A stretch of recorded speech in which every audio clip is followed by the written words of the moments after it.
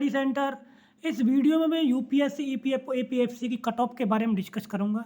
इसके साथ साथ कितने एस्पिरेंट ऐसे थे जिन्होंने एग्जाम में पार्टिसिपेट किया है, उसका नंबर आ चुका है हमारे पास। इसके बाद क्या एक खबर ये आ रही है कि जो एपीएफसी का पेपर हुआ था, जो इवनिंग शिफ्ट में पेपर हुआ था, वो लीक हो गया है। ये खबर भी आपको देखने को मिल रही है कई जगह पे। इस बात में कितनी सच्चाई है और आगे क्या पॉसिबिलिटी बन सकती है, इसके बारे में भी हम बात करेंगे। एग्जाम दोबारा होगा कि नहीं होगा। तो आइए स्टार्ट करते हैं वीडियो को। अगर आपको मेरा इनिशिएटिव अच्छा लगे तो प्लीज़ चैनल को शेयर करें, सब्सक्राइब करें और सपोर्ट करें। तो गाइस मैं आपको एक बात बताना चाहता हूँ। पेपर का पैटर्न आप देख ही चुके हैं, किस तरीके का पेपर आया है।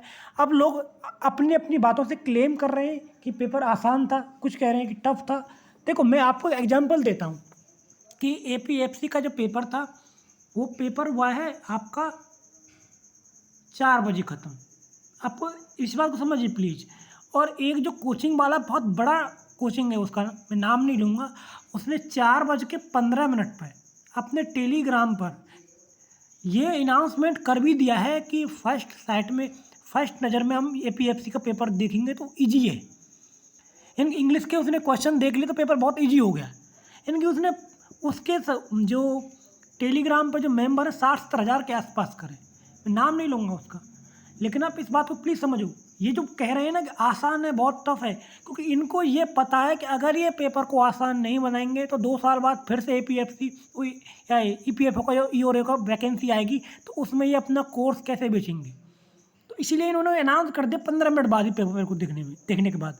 आपको पता है आप एग्ज़ाम में से निकलोगे, उसमें ही आपको 15 मिनट हो जाते हैं। तो ये इस तरह की लोग भी आपने को देखने को मिल रहे हैं यूट्यूब पर और टेलीग्राम पर, जो पेपर को जानबूझ के आसान बता रहे हैं। अब आप मुझे बताइए कि ऐसे कितने सारे लोग हैं जिन्होंने ये पढ़ाया है कि 24% फूड प्रोडक्शन है इंडिया मिल्क का। किसने बताया है कि जो ये यूनिकॉर्न है वो 10 बिलियन का होता है। किसने बताया कि यूनिकॉर्न प्राइवेट का ही होता है, गवर्नमेंट का नहीं होता है। संतोष ट्रॉफी के बारे में किसने पढ़ाया है आपको? या नोबेल प्राइज केमिस्ट्री में किस टॉपिक पर दिया गया है, उस भी किसने बताया है? बहुत कम लोग ऐसे होंगे जो आपको ढूंढे भी मिलेंगे। ऐसे क्वेश्चन बहुत टफ हैं। ये क्वेश्चन को आप आसान नहीं कह सकते। कंप्यूटर के क्वेश्चन इस तरह के देखने को मिले हैं कि आपको नॉर्मल किताबों में कंप्यूटर के क्वेश्चन मिल ही नहीं रहे। अगर एक दो क्वेश्चन कंप्यूटर के मिल भी गए हैं ना कहीं से, तो इसका मतलब ये नहीं कि अब जो 8-10 क्वेश्चन कंप्यूटर के आए हैं वो सारे आप कर सही कर दोगे। बहुत लोग ऐसे हैं जिन्होंने बहुत तुक्केबाजी करी है। पेपर का पैटर्न एक्चुअल में गाइड रियली में बहुत टफ था।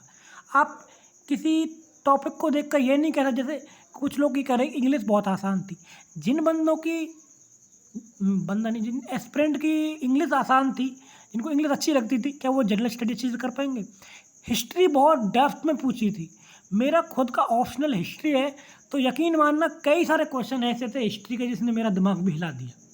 तो मैं अपने आधार पे भी आपको बता रहा हूँ, क्योंकि मैंने यूपीएससी का मेंस भी दिया है और इंटरव्यू भी दिया है। तो मेरा दिमाग भी उन क्वेश्चनों को देख के हिल गया, हिस्ट्री के क्वेश्चनों को। तो क्वेश्चन बिल्कुल भी आसान नहीं थे और इतने डेप्थ में पूछे हुए थे कि आपको स्विकेज पता होना चाहिए। कौन सा मदन मोहन मालवीय जी ने किस ऑर्गेनाइजेशन को पहले बनाया, बाद में बनाया, ये क्वेश्चन कोई पढ़ाता ही नहीं है। और ना ही ये इतने क्वेश्चन इस तरह की कहीं किसी किताबों में आपको देखने को मिलेंगे। इस तरह के क्वेश्चनों को वही पर्सन कर सकता है जिसने उसके बारे में एब्सोल्यूट मदन मोहन मालवीय जी के बारे में डिटेल से पढ़ा है। ये जनरल किताबों में नहीं है। मोस्टली जो एस्पिरेंट है वो स्पेक्ट्रम पढ़ते हैं। स्पेक्ट्रम में इस तरह के क्वेश्चन को हम ढूंढे भी नहीं मिल सकते, उम्मीद भी नहीं कर सकते। तो इसलिए जो पेपर का जो पैटर्न था ना, वो एक्चुअल में एब्सोल्यूट था, हाईएस्ट लेवल का था। और यही वजह है कि कट ऑफ ड्रास्टिकली रूप से कम जाएगी।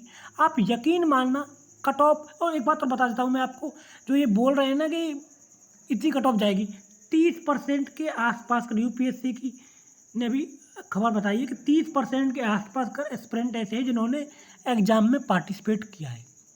यानी कि यूपीएससी सिविल सर्विस से भी बहुत कम एस्पिरेंट ऐसे जिन्होंने पार्टिसिपेट किया है। तो ये प्लीज़ आप इस बात को नोट कर लीजिए। बहुत कम लोगों ने पार्टिसिपेट किया है, 2-2.5 लाख के आसपास कर किया है। संख्या बहुत कम है इसमें। और पेपर का पैटर्न बहुत ही हाईएस्ट लेवल का है। वो 2015 में जब पेपर का कट ऑफ इतनी गई थी, वो इसीलिए गई थी क्योंकि उसमें फुल फॉर्म पूछी हुई थी, कंप्यूटर की जो टर्मिनोलॉजी थी। इस बार तो उसका कोई मतलब ही नहीं है, आसान क्वेश्चन थे ही नहीं इस बार। क्वेश्चनों का जो लेवल था बहुत टफ लेवल का था। जिन क्वेश्चन के कुछ ऐसे थे, कुछ मैथ जिनकी अच्छी थी उनके मैथ के क्वेश्चन कुछ सही हो गए हैं, सबने सही नहीं किए हैं। हाँ, वही पर्सन इसको पास कर सकता है जिसने बैलेंस अप्रोच की है, यानी कि उनकी अकाउंटिंग भी अच्छी है, जिनकी सोशल सिक्योरिटी भी और लेबर लॉ भी अच्छे हैं, इंग्लिश भी उन्होंने, यानी अच्छे का मतलब है कि एवरेज कर दिया है।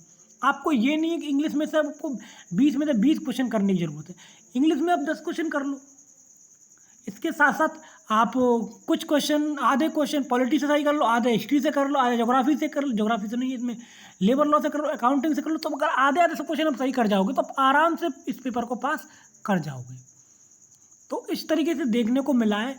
मैं ये कह रहा हूँ कि अगर इसकी कट ऑफ 50% 50 क्वेश्चन भी चली जाए, 50 क्वेश्चन भी चली जाए 120 में से, तो आप यकीन मानना बहुत बड़ी बात होगी। आप इस बात को लिख के रख लेना कि 30% से जब के आसपास जो एस्पिरेंट ने पेपर दिया है और पेपर का लेवल इतना टफ आया है, तो उसमें 50% कट ऑफ जाना बहुत बड़ी बात होती है। क्योंकि सिविल सर्विस के पेपर में हम लोग देख चुके हैं कट ऑफ 40% भी नहीं थी, यानी कि 80 तो छोड़िए, 78 70 के आसपास का एस्पिरेंट जिनके क्वेश्चन सही बन रहे थे ना, जो उन्होंने सीसेट पास किया था, उनका इस बार प्री पास हो गया है। मैं मानता हूँ कि बहुत लोग डायलेमा में हैं, बहुत लोगों को अपने आप पर फ्रस्ट्रेशन भी हो रही है कि इतना अच्छा मौका हमसे चला गया है। लेकिन आपको चिंता करने की ज़रूरत नहीं है कि, क्योंकि इसमें इसलिए नहीं करने की ज़रूरत है कि पेपर का लेवल बहुत हाईएस्ट आया था, आपके पास एक अच्छा मौका है। कई बार हमें लगता है और हम उसी में पास कर जाते हैं, तो निराश होने की ज़रूरत नहीं है गाइस। इस तरह की कोई लेटेस्ट अपडेट आएगी तो मैं तुरंत आपको बताऊंगा। जहाँ तक बात है पेपर लीक के बारे में, देखिए कई जगह से खबरें आ रही हैं कि पेपर लीक हो गया है। इस तरह की कुछ सिचुएशन में कोई भी पीसीएस हो, चाहे यूपीएससी हो, कोई भी स्टेट बोर्ड हो, वो मानने को तैयार नहीं होता है कि भैया पेपर लीक हुआ है। और यूपीएससी तो बिल्कुल मानेगा ही नहीं, क्योंकि अगर उसने मान लिया तो एक हाईएस्ट पोजीशन पर जो सबसे टफ एग्ज़ाम कराती है यूपीएससी सिविल सर्विस का, फिर उसकी प्रेस्टीज क्या रह जाएगी। तो यही वजह है कि पेपर दोबारा होने के चांस तो बहुत कम है गाइज, अगर पेपर लीक भी हुआ है तो। अभी तो फ़िलहाल मुझे यही इन्फॉर्मेशन मिली है, जैसे ही कोई मुझे इसके रिगार्डिंग नई अपडेट मिलेगी तो मैं तुरंत आपको बताऊंगा। तो ये मेरा टेलीग्राम ग्रुप है, इसको आप ज्वाइन कर लेना, इंक्लूसिव स्टडी सेंटर। मेरा जो यूट्यूब चैनल है प्लीज़ उसको भी सब्सक्राइब कर लेना। धन्यवाद गाइज, नमस्कार।